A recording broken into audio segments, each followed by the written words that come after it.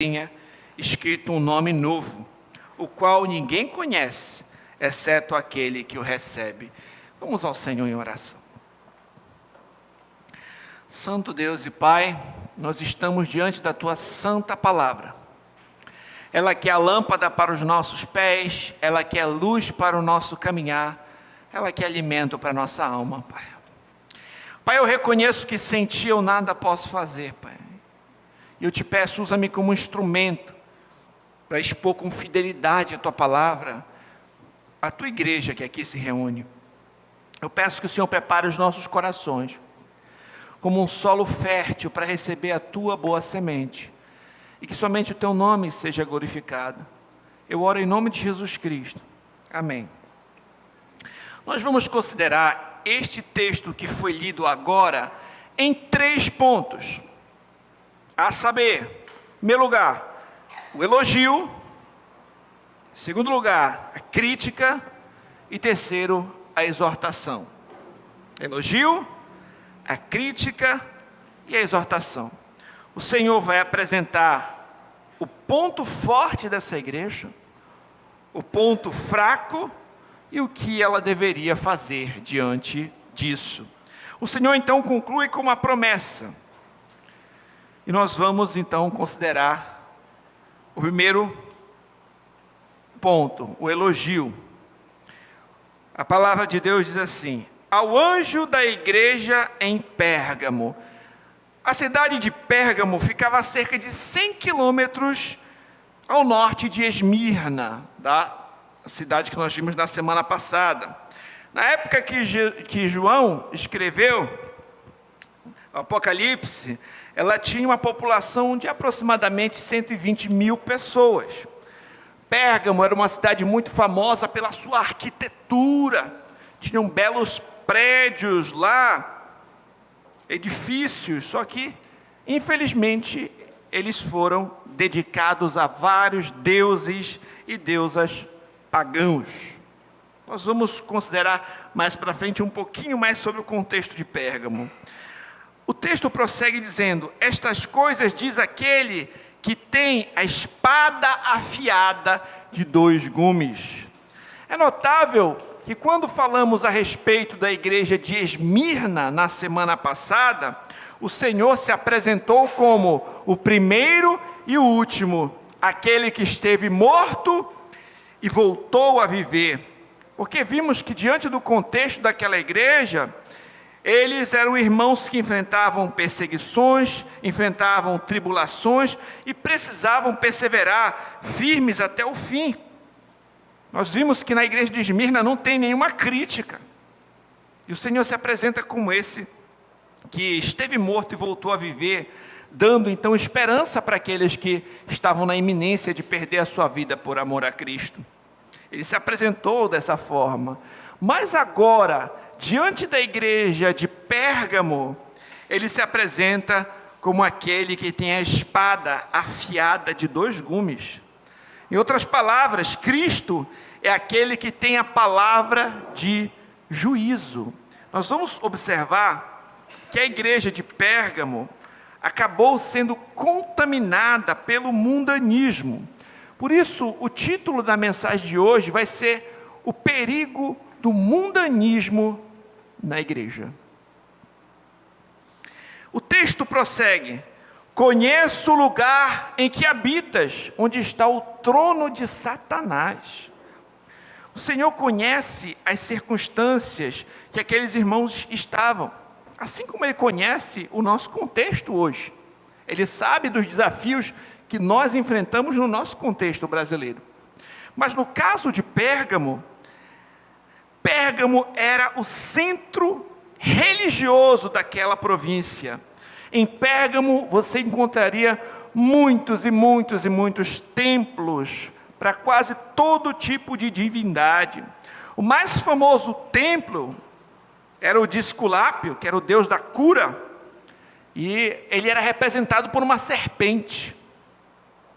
Também havia lá um enorme altar a Zeus, e em Pérgamo foi dedicado o templo a Augusto de Roma. Posteriormente, Pérgamo se tornou o centro da adoração ao imperador. Então era uma cidade idólatra, uma cidade extremamente religiosa, mas que adorava falsos e falsos deuses, ídolos, prestava culto ao imperador, era o centro, na realidade, daquela adoração ao imperador. Em outras palavras, Pérgamo era um ambiente extremamente complicado e difícil para uma igreja cristã. Quase todas as religiões pagãs tinham santuários em Pérgamo. Como falamos, havia até um para o próprio imperador. E o Senhor, então, fala de Pérgamo como o lar onde está assentado, onde Satanás habita. Um teólogo chamado William Hendrickson comenta que a recusa em participar de certas festas, geralmente significava que o homem poderia perder o seu emprego, seu comércio, e ele seria considerado um excluído. Então você era pressionado a participar de certas atividades religiosas, pagãs em Pérgamo. Em Pérgamo também acontecia, como eu falei, o centro do culto ao imperador. E nós já vimos, por exemplo, na semana passada, quando eu falei sobre a morte de Policarpo de Esmirna, o que também pode levar às consequências de você não se prestar e adorar o imperador. A sua vida estava em risco, você era considerado ali um inimigo do Estado. E o Senhor prossegue dizendo: conservas o meu nome, não negaste a minha fé, ainda nos dias de Antipas, minha testemunha, meu fiel, o qual foi morto entre vós, onde Satanás habita. Então, aqui nós observamos o elogio do Senhor àquela igreja. Qual era o ponto positivo aqui? O Senhor elogia aquela igreja porque, mesmo diante das pressões sociais, eles não retrocederam, eles não abandonaram a Cristo, eles continuaram confessando Cristo como Senhor, não negaram a sua fé diante das perseguições. Isso é muito bom. E aqui é citado o nome de um irmão daquela igreja. Alguns teólogos entendem que seria um pastor daquela igreja, que era chamado de Antipas. De qualquer forma, Antipas era um membro da igreja de Pérgamo. E esse homem honrou o Senhor até a morte. Ele foi um mártir.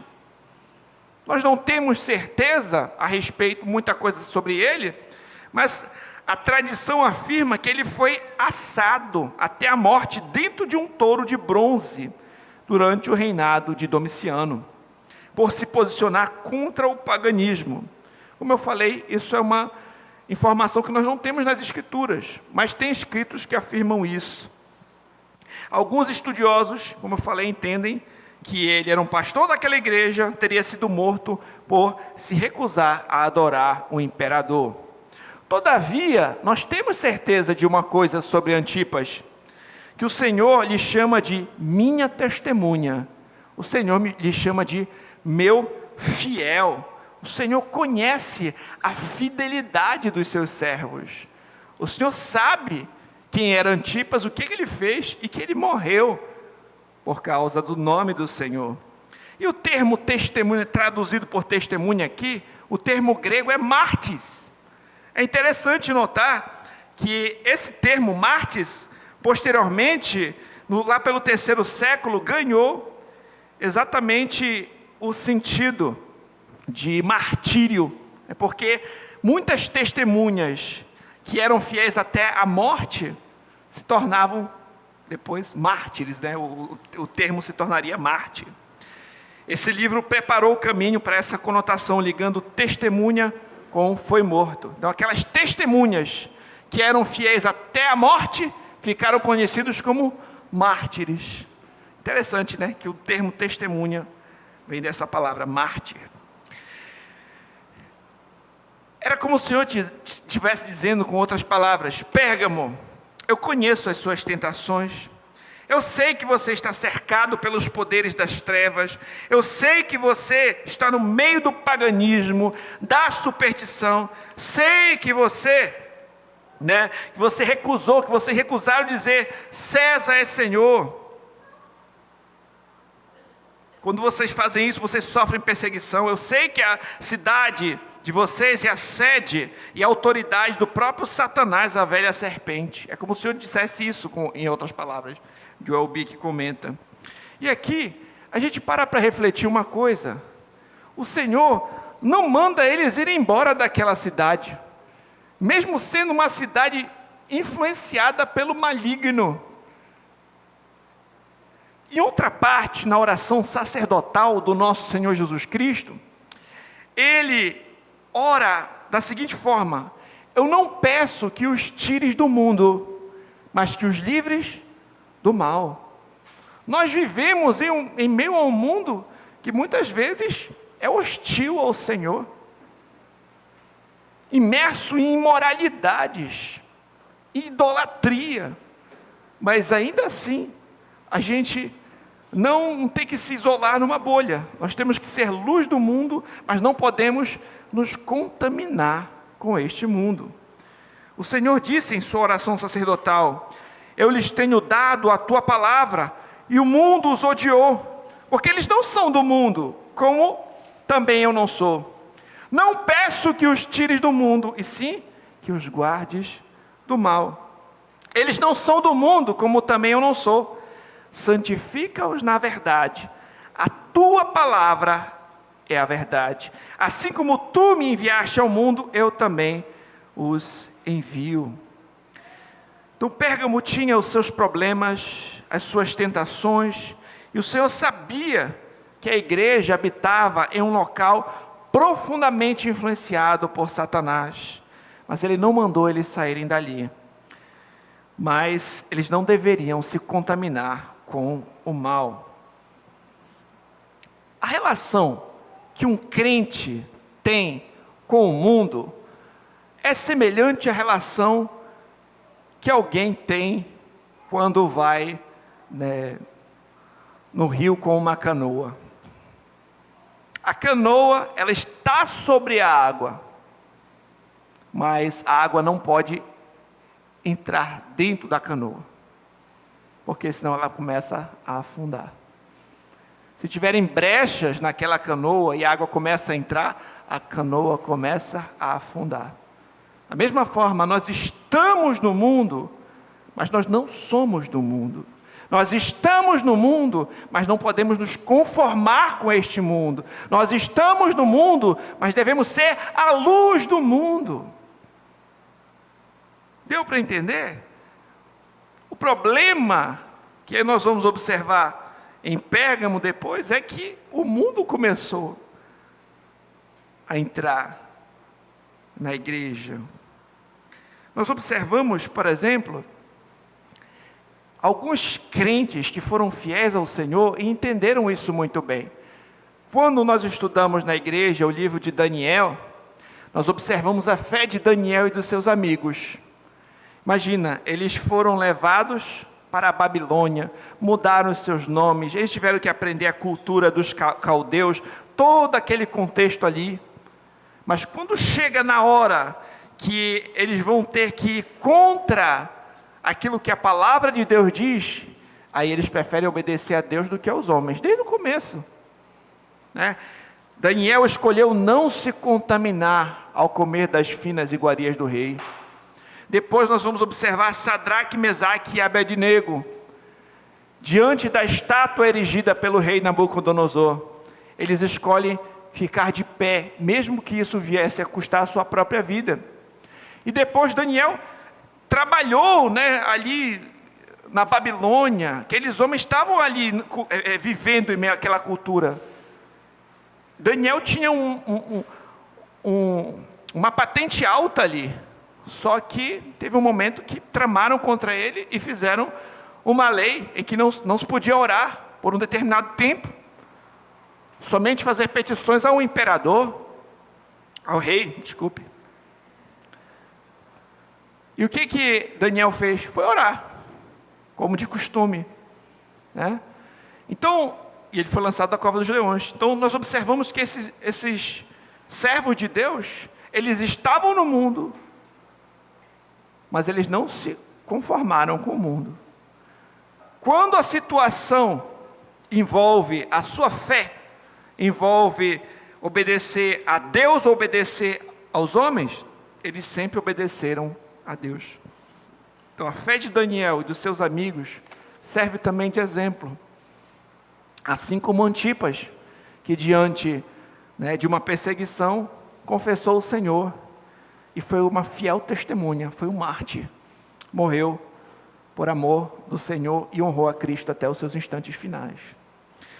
E eu pergunto a você, será que a nossa cultura hoje também não é marcada por imoralidade, por corrupção, por sensualidade, por libertinagem, por idolatria, por promiscuidade, por misticismo, por sincretismo religioso? Nós hoje, meus irmãos, aqui, nesse país, também temos as nossas tentações, as nossas pressões. O Senhor conhece, o Senhor sabe quais são. Nós temos também que permanecer fiéis, mesmo diante de um contexto imoral, de um contexto infiel, de um contexto permeado por idolatria. Nós também precisamos permanecer fiéis. O Senhor conhece a nossa situação e Ele é conosco. Assim como Antipas é chamado de minha testemunha, meu fiel, eu pergunto, será que nós também podemos ser chamados dessa forma? Será que nós somos fiéis também? Confessamos ao Senhor? Temos conservado o nome do Senhor? Temos proclamado o seu Evangelho? Temos permanecido fiéis ao seu ensino? Ou nós temos envergonhado o Senhor com o nosso comportamento? Ou nós temos feito concessões com o mundo? Qual tem sido o nosso comportamento como crentes diante desse contexto que vivemos? Como você está espiritualmente? A sua piedade pessoal tem crescido ou tem crescido o seu compromisso com o mundo? Reflita. Esse é o nosso primeiro ponto. Em segundo lugar, a crítica. Nós vimos o elogio, que a igreja, mesmo diante das pressões, não negou a Cristo. Inclusive tinha Antipas ali no meio, que era um servo fiel, que foi fiel até a morte. Mas também tem crítica. Naquela igreja, assim como tiveram os pontos positivos, tinham pontos negativos que precisavam ser considerados. E nós também temos que avaliar nossa igreja diante dessas mensagens, inclusive nos pontos de crítica, para observarmos se nós também não estamos cometendo os mesmos erros, e fugir deles, e nos arrepender deles, caso necessário. O texto diz assim: tenho, todavia, contra ti algumas coisas, pois que tens aí os que sustentam a doutrina de Balaão, o qual ensinava Balaque a armar ciladas diante dos filhos de Israel, para comerem coisas sacrificadas aos ídolos, praticarem prostituição. Outro assim, também tu os tens, tu tens os que da mesma forma sustentam a doutrina dos nicolaítas. Na cidade de Pérgamo, alguns cristãos começaram a comprometer a verdade e se adaptaram à cultura e ao mundo em que viviam. Isso se deu tanto no âmbito teológico quanto no âmbito moral. Como vimos, nós estamos no mundo, mas não podemos nos conformar com este mundo. Nessa alusão da canoa, Joel Bick, de uma forma interessante, falou o seguinte: a igreja em Pérgamo navegou por águas turbulentas, resistiu a muitas tempestades, mas por falta de diligência, seu casco foi perfurado, e ela estava começando a entrar na água. Ela enfrentou tempestades, ou seja, passou por perseguições, por sofrimento ali, mas não vigiou que tinha um buraco no casco, e por isso ela estava começando a afundar. Que a gente também vigie com a nossa igreja. Que a gente vigie com a nossa igreja. Ele diz, tenho porém contra ti algumas coisas, né? E o problema mencionado aqui, qual era? Havia dentro desta igreja grupos heréticos, que além de estarem comprometidos com o mundo, quando eu falo mundo, eu estou falando de um sistema que não leva em consideração a vontade de Deus, que busca satisfazer os seus desejos de acordo com a sua própria vontade, os seus próprios pensamentos, sem levar em conta o que Deus diz, suas próprias cobiças. Então também tinham pessoas que buscavam trazer o mundo para dentro da igreja. E os seus líderes tinham que tomar decisões fortes. Aquela igreja tinha que evitar esse tipo de coisa.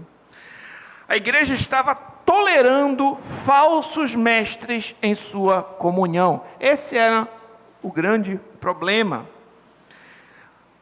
Não há nenhum registro bíblico de Balaão aconselhando Balaque, como foi mencionado, mas em Números 25, do 1 ao 3, os israelitas, eles são descritos sucumbindo à imoralidade com mulheres pagãs e à idolatria na nação, na adoração a Baal. Mais adiante, no mesmo livro, em 31:16, Moisés atribuiu a ação das mulheres moabitas ao conselho de Balaão. Grant Osborne comentou isso aqui.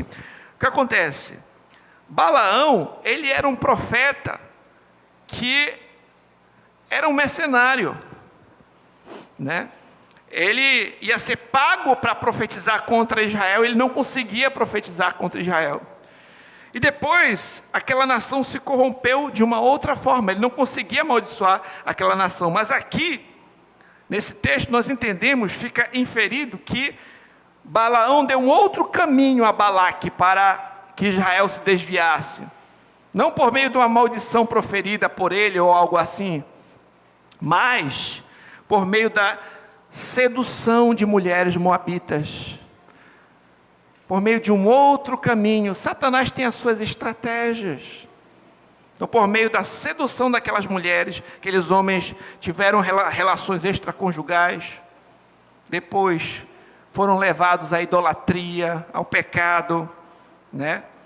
E Balaão se torna aqui, então, aqui um exemplo de alguém que está desvirtuando o povo de Deus.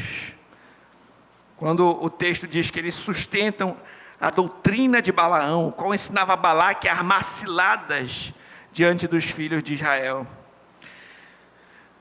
No contexto aqui de Apocalipse, é possível que aqueles hereges estivessem ensinando que não havia nada de errado em participar do culto ao imperador, que a maioria dos romanos já faziam isso mais com um dever cívico, né, do que de fato com uma adoração. Quem sabe eles começaram a dizer assim: olha, vai lá, não tem problema, é só você queimar esse incenso, fazer esse sacrifício aqui, todo mundo faz, é um costume da nossa cultura, não é?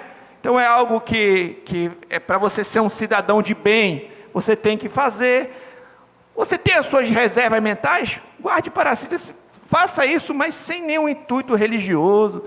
Então esse tipo de coisa, a pessoa vai negociando a sua fé, vai deixando entrar, né, certos costumes. Então tinham pessoas, alguns naquela igreja, né, que já estavam sendo levados por ensinos falsos.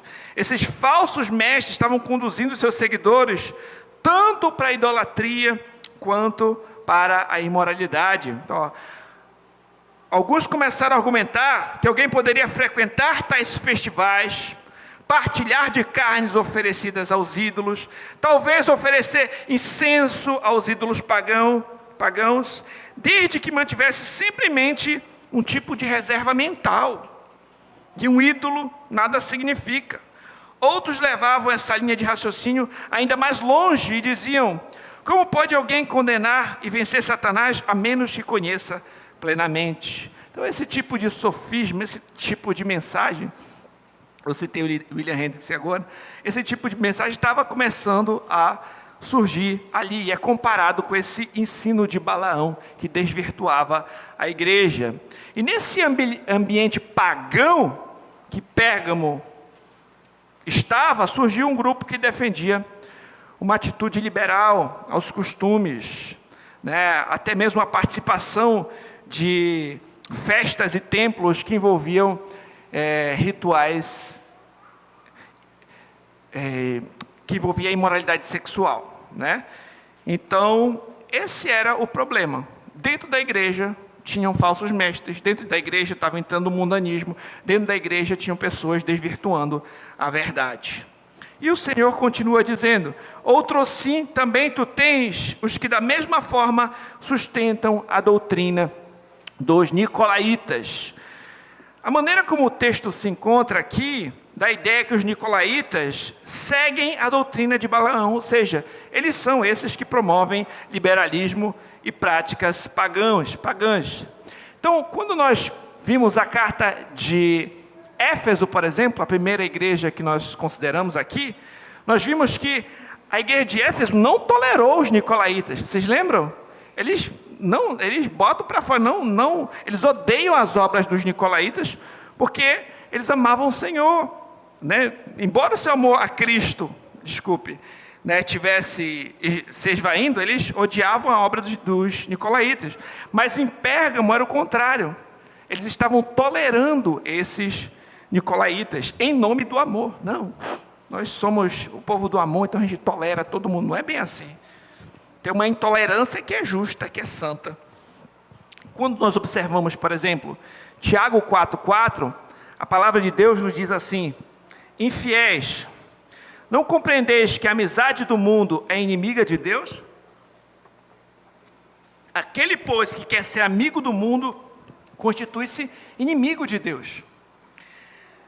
Eu pergunto, será que nós, eu e vocês, também não acabamos cedendo para o mundanismo, dizendo coisas mais ou menos assim? Será que nós não estamos sendo muito radicais? Só um pouquinho, não tem problema. Todo mundo faz isso, é normal. Será que a gente não acaba fazendo concessões com o mundo, dizendo esse tipo de coisa? Todo mundo faz isso. Todo mundo cola na prova. Todo mundo faz isso. Todo mundo, E daí diante.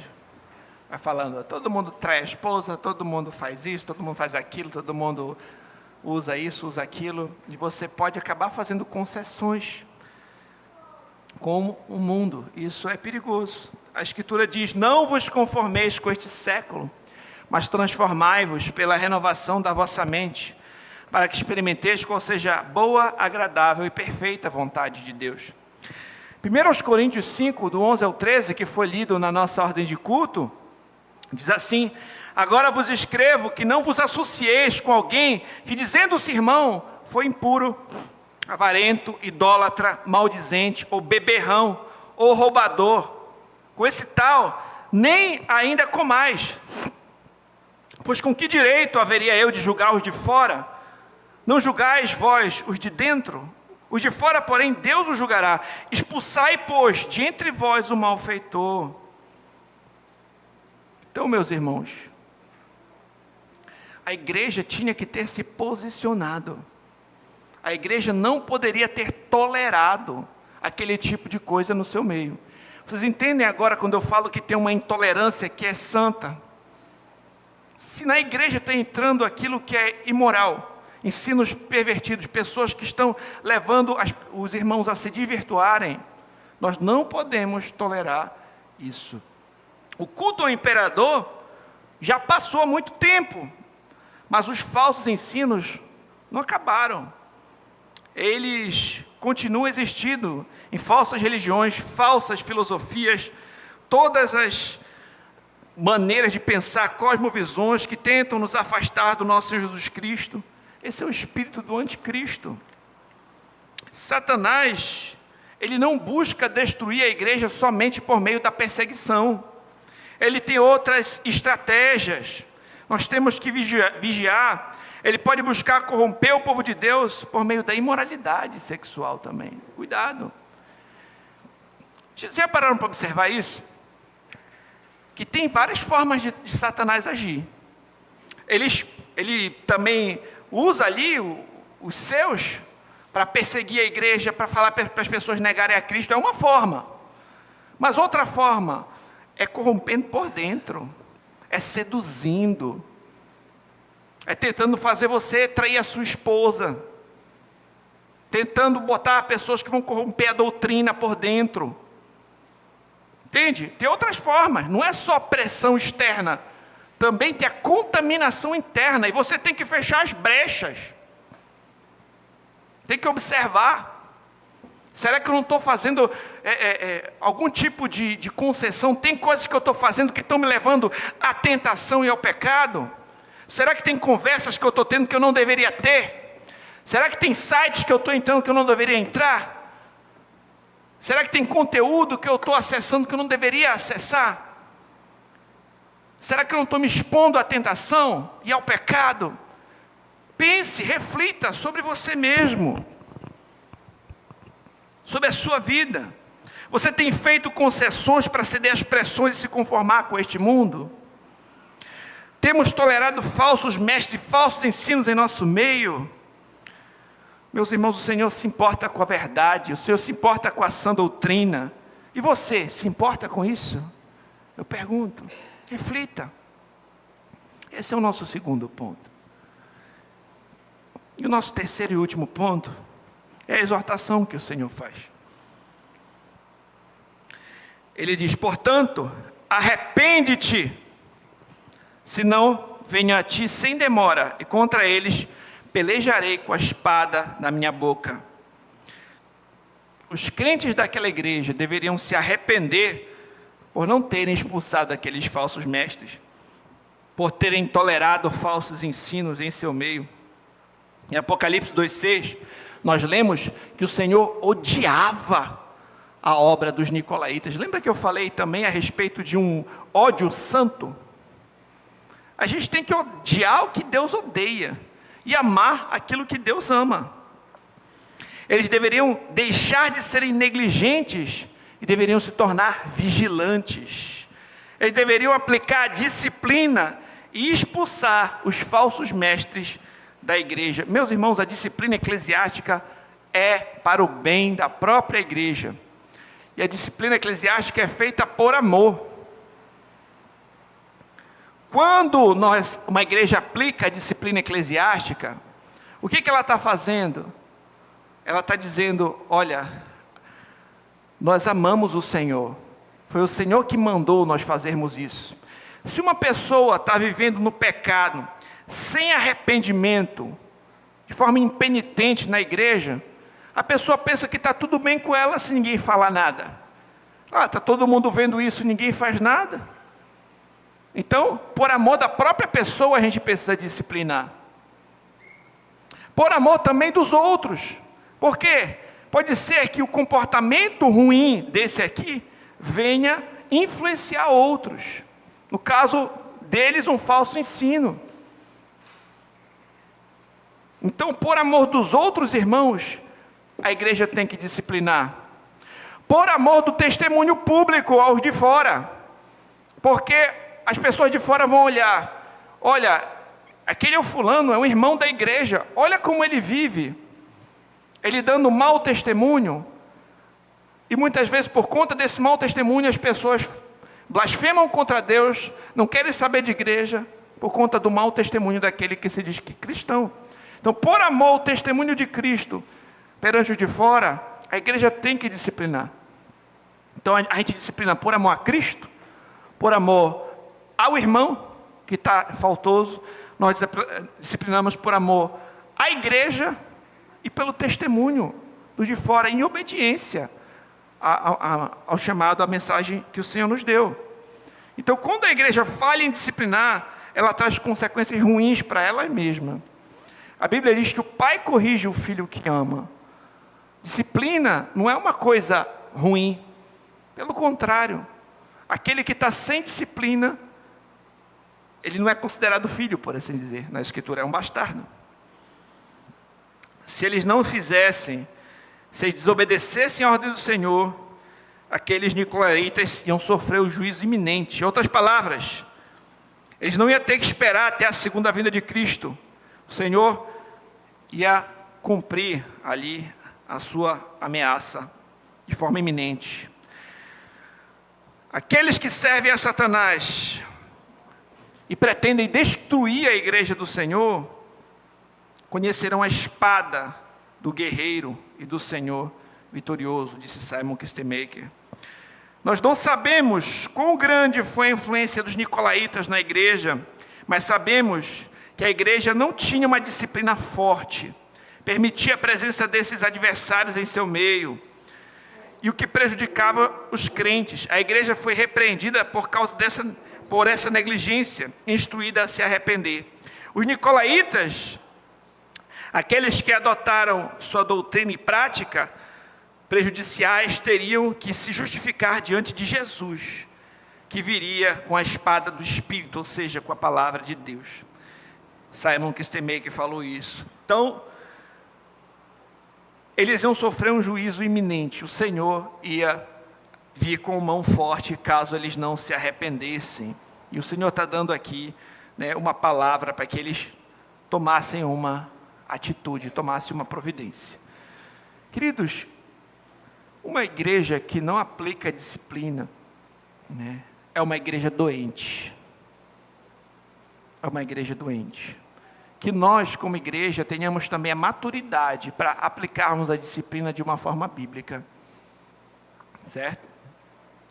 O nosso rol de membros, ele precisa estar atualizado.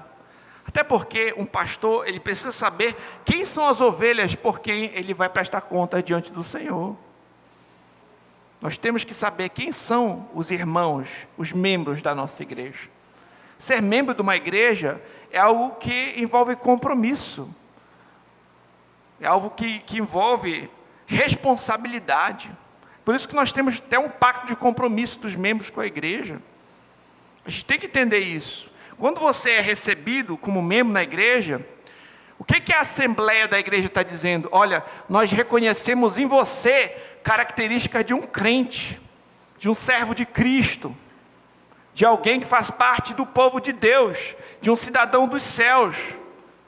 Agora, quando alguém é excluído da membresia, da mesma forma, a igreja está dizendo, olha, nós não temos condições de sustentar um testemunho de que você é um crente, porque você não dá evidência disso.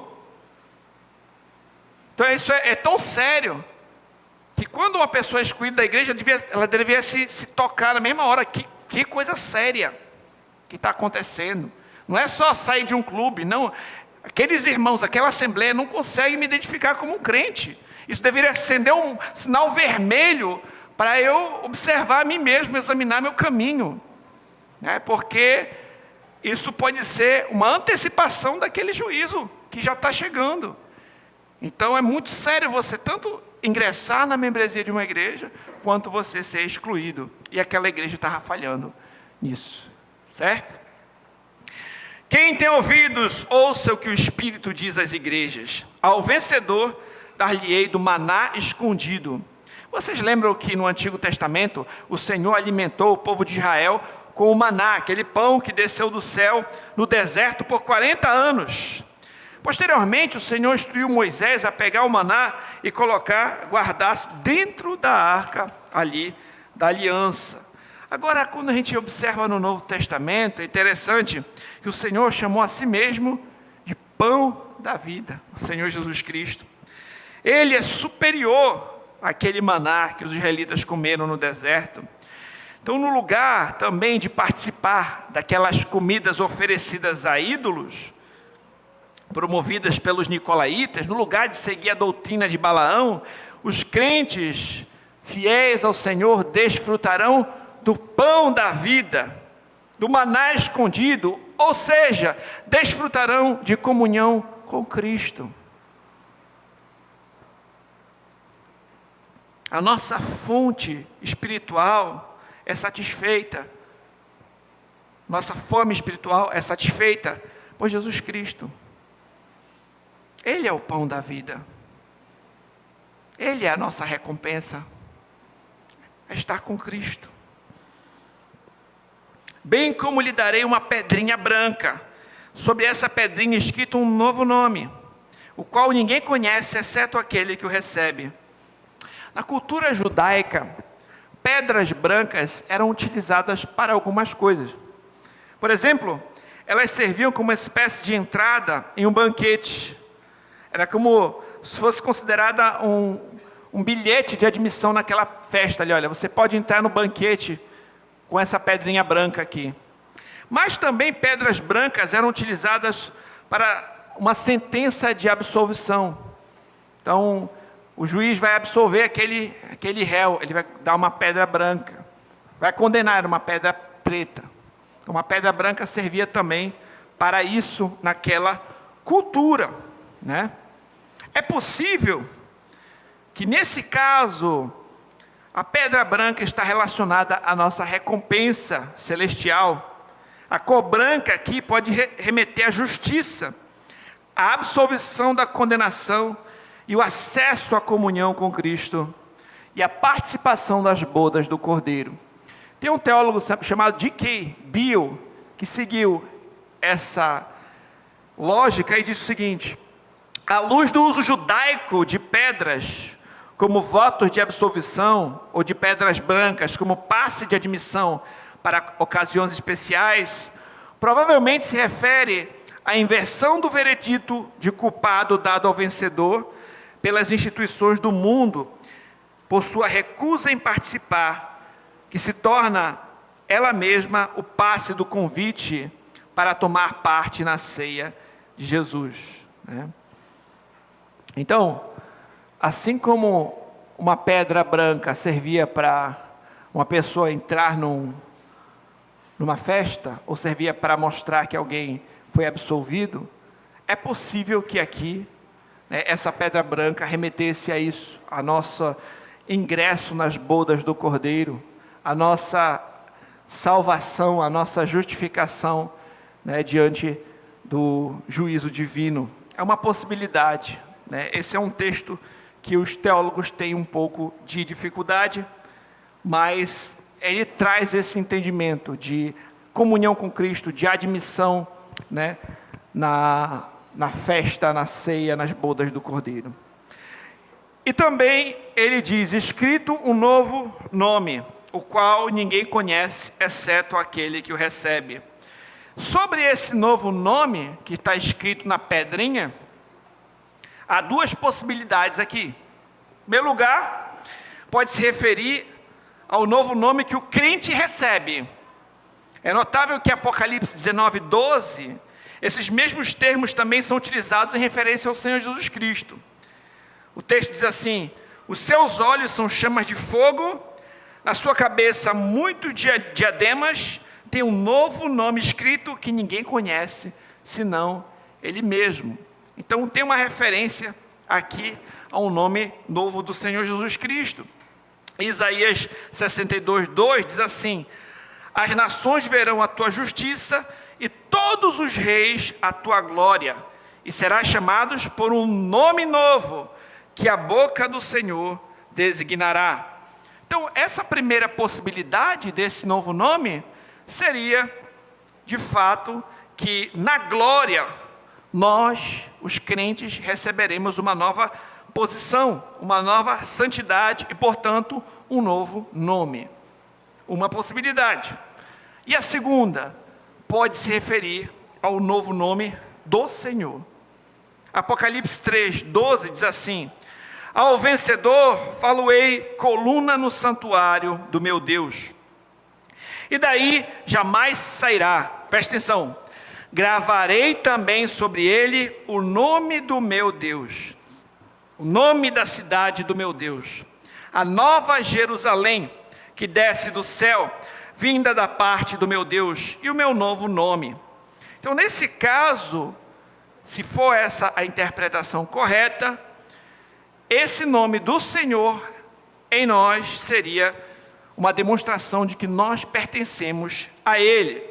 E se esse for o caso, tem um contraste interessante que nós observamos no livro de Apocalipse, porque no livro de Apocalipse também fala que os descrentes receberão por parte do diabo uma marca na fronte e na mão, a marca da besta, enquanto os crentes receberão o nome de Cristo. E Apocalipse 14:1 diz assim: olhei, eis o Cordeiro em pé sobre o monte Sião, e com ele 144.000, presta atenção, tendo na fronte escrito o seu nome e o nome do seu pai, o nome do Cordeiro e o nome do seu pai. O teólogo William Hendrickson, ele tenta combinar as duas coisas. Ele diz o seguinte: não exageremos a diferença entre esses dois pontos de vista. Na primeira interpretação, o crente recebe um novo nome, isto é, uma nova revelação como Salvador, revelada num glorioso caráter transformado. Na segunda interpretação, Cristo revela seu novo nome ao crente, especialmente no porvir. Deveríamos perguntar, portanto, o novo nome de Cristo, que ele certamente recebeu, não implica o novo nome do crente, que de novo ele certamente receberá? O que o Hendrickson está dizendo é que a gente não precisa ficar exagerando nessas duas. É porque é o nome que o crente vai receber, é porque é o nome que Cristo coloca no crente, porque as duas coisas, de certa forma, têm associações e têm defesas bíblicas para isso, certo? O ponto é nós permanecermos fiéis com o Senhor e nós vamos estar com Ele. Nós vamos fazer parte daqueles que venceram, nós vamos ter comunhão com o Senhor, vamos desfrutar de um relacionamento pessoal, íntimo com o Senhor, e fazemos parte do seu povo e somos selados por Ele. Nós recebemos o seu nome e, ao mesmo tempo, ingressamos num novo relacionamento com Ele. Nesse ponto, meus irmãos, eu queria trazer uma reflexão. Nós devemos negar o banquete da imoralidade oferecido por ídolos nessa vida, para desfrutar do banquete especial com o Senhor no porvir. A disciplina eclesiástica é uma das marcas de uma igreja fiel e saudável. Nós, como igreja, devemos aplicar a disciplina com sabedoria e por amor. Eu conheço a história de um pastor, que ele era muito conhecido, muito respeitado em uma determinada igreja local. E esse pastor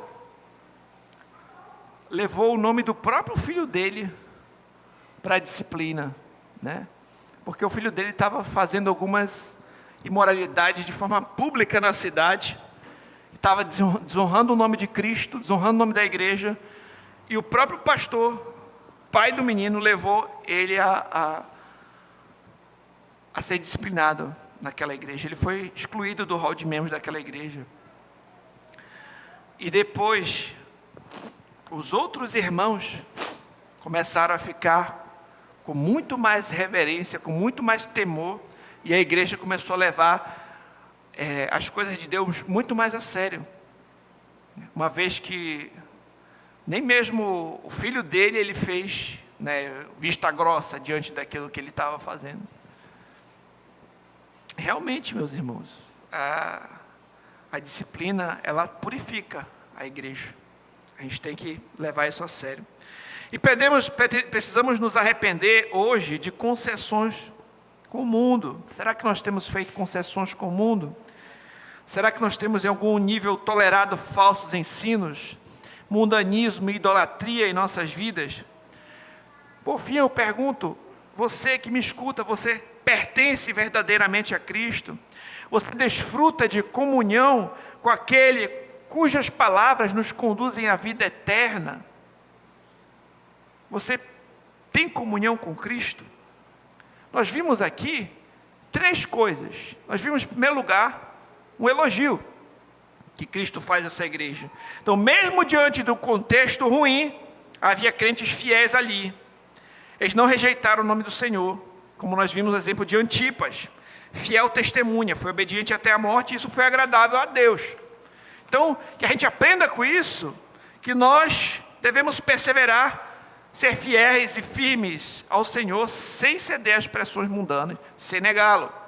Mas nós vimos também uma crítica. Então, Assim como aqueles que recebem o cavalo de Troia, essa igreja recebeu falsos mestres em seu meio.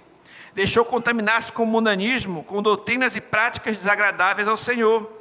Que nós também não nos deixemos contaminar com o mundanismo. Que nós, como igreja, venhamos zelar pela sã doutrina, pela verdade, pela obediência ao Senhor em nosso meio. Por fim, nós vimos uma exortação. Então, aquela igreja tinha que se arrepender dos seus pecados, aplicar a disciplina e excluir os falsos mestres. De outra forma, o Senhor diz que viria com juízo iminente em relação aos malfeitores.